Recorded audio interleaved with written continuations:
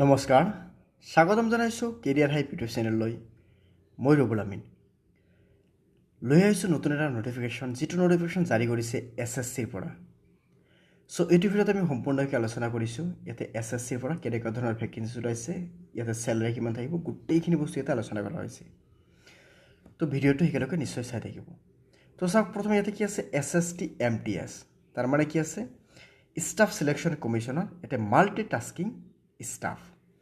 Total vacancies কিমান আছে ইয়াতে 8,326 ভেকেঞ্চি আছে, তাৰমানে বহুতকেইটা ভেকেঞ্চিজ আছে। চ' আমি যদি ইয়াতে এপ্লাই কৰি কিনে আমি ভালকৈ প্ৰিপাৰেশ্যন লওঁ, আমি নিশ্চয় ইয়াতে জবটো আমি পাই যাম। তো ইয়াতে চাওক কি কৈছে, ইয়াতে name of the exam multi tasking non technical staff and havildar CBIC and CBN examination 2024। ইয়াৰ বাবে টোটেল ভেকেঞ্চি আছে আমাৰ 8,326 ভেকেঞ্চি আছে। ইয়াতে MTSত মাল্টি টাস্কিং ষ্টাফত আছে কিমান 4,887, হাবিলদাৰত আছে কিমান 3,439, যাৰ পে স্কেল আছে কিমান 18,000 টু ইয়াতে 56,900লৈকে। অ'কে, এতিয়া চাওক ইয়াতে কি আছে নেশ্যনেলিটি ইণ্ডিয়ান হ'ব লাগিব বা ছাবজেক্ট অফ নেপাল, ভূটান বা তিব্বতীয়ান ৰিফিউজি, এই তিনিটা কেটেগৰী হ'লে এপ্লাই কৰিব পাৰিব। নেক্সট কি আছে person of Indian origin migrate from Pakistan, Burma, Afghanistan, Kenya, Tanzania, Sri Lanka, Uganda, Zambia, Malawi, Zaire, Ethiopia and Vietnam, এই গোটেইকেইটা কাণ্ট্ৰিৰ পৰা যদি মাইগ্ৰেণ্ট হয় তথাপি এপ্লাই কৰিব পাৰিব। নেক্সট কি আছে এজ লিমিট। ইয়াতে এজ লিমিট কি কৈছে, age limit as the post per recruitment rules the various user department. এতিয়া ডিপাৰ্টমেণ্ট ৱাইজ আমি চাবলৈ গ'লে বেলেগ বেলেগ আহিব। ইয়াতে 18 to 25 আহিব, 18 to 27 আহিব।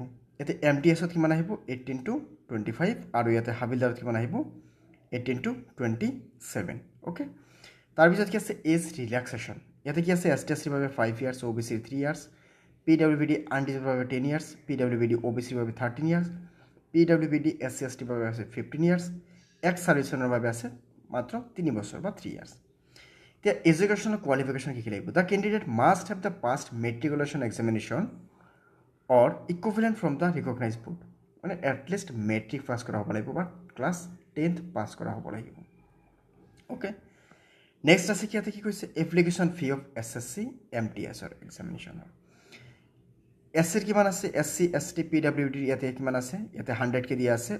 ইয়াতে ST SC এক্স ছাৰ্ভিচমেন ওমেনৰ কাৰণে কোনো ফি নাথাকে, কিন্তু জেনেৰেল বা OBCৰ কাৰণে 100 rupees লাগিব। পে'মেণ্ট মেথডটো কি আছে আমাৰ ভীম UPI বা নেট বেংকিং আৰু বা ইউজিং ভিছা, মাষ্টাৰ কাৰ্ড, এই গোটেইকেইটাৰ পৰা আপুনি পে' কৰিব পাৰিব।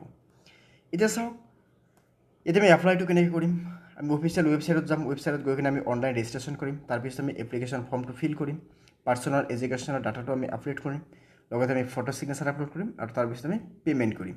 পে'মেণ্ট কৰিলে আমাৰ ফাইনেল ছাবমিশ্যন হৈ যাব। ইয়াৰ বাবে ষ্টাৰ্টিং ডেট কিমান আছে 27 জুন, আৰু ইয়াৰ লাষ্ট ডেট হৈছে কিমান আমাৰ 31 July. Date of examination October to November, ইয়াতে টেণ্টেটিভ দিয়া আছে, এইটো একদম ফিক্স নহয়, এই 2 মাহৰ ভিতৰতে এক্সাম হ'ব লাগে। ঠিক আছে, চ' আজিৰ বাবে এইখিনিক। চ' ভিডিঅ'টো শেষলৈ চোৱাৰ বাবে ধন্যবাদ জনাইছোঁ, আৰু লগতে আমাৰ চেনেলটো ছাবস্ক্ৰাইব কৰি ৰাখিব যাতে পৰৱৰ্তী গোটেইখিনি নটিফিকেশ্যন পাই যায়, আৰু লগতে ভিডিঅ'টো এটা শ্বেয়াৰ কৰিব, আৰু লগতে ভিডিঅ'টো এটা লাইক কৰিব নাপাহৰিব। চ' আমি আকৌ লগ পাম পৰৱৰ্তী ভিডিঅ'ত। ধন্যবাদ।